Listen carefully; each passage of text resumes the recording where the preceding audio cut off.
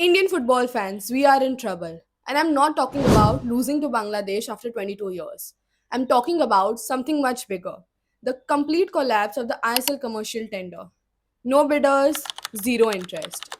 AIFF left with a 50 crore hole in its budget, and the Indian football staring at its biggest crisis in the decade.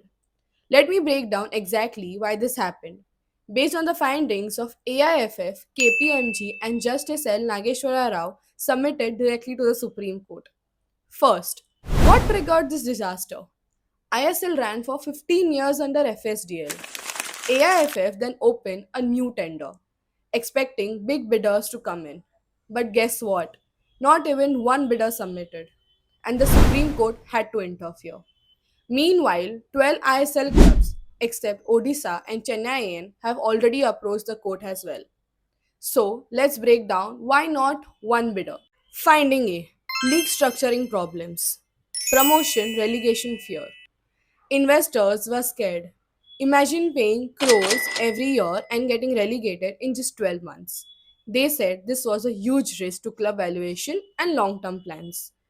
Tender duration was way too short. 15 years sounds long, but for developing an ecosystem, it's not enough.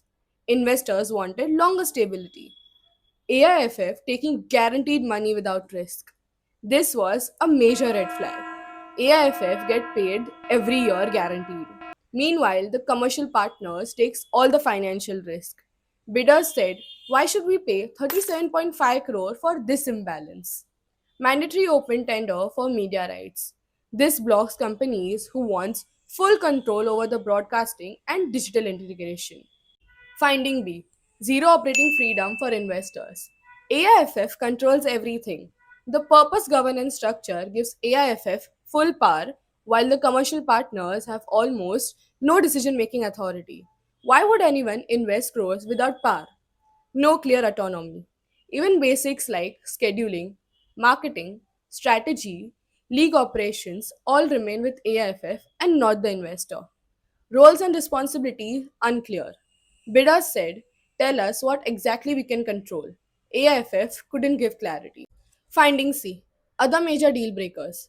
Eligibility criteria too narrow. Only a few companies in the entire world met the requirements. AIFF basically closed the door on 90% of the potential bidders. Unrealistic timelines. 2 weeks to prepare a paperwork and a revenue model. Globally, leagues takes 3 to 4 months of such tenders. Club uncertainty. Rumors of ISL clubs withdrawing made the investors skeptical. No digital viewership data. AIFF did not share any viewership figures. Investors literally had no idea to estimate the revenue or the audience size. Then KPMG suggested four changes to the Supreme Court: more flexible ownership models, give investors real stake and decision power, consider equity based contracts, share profits and growth instead of demanding fixed payments, allow easy entry and exit for investors. No one wants to be locked into a risky rig forever. Delay promotion relegation by 3 to 5 years. Club needs time to prepare, grow, and stabilize. And Justice Nageshwara Rao's key recommendation: reduce the guaranteed payment.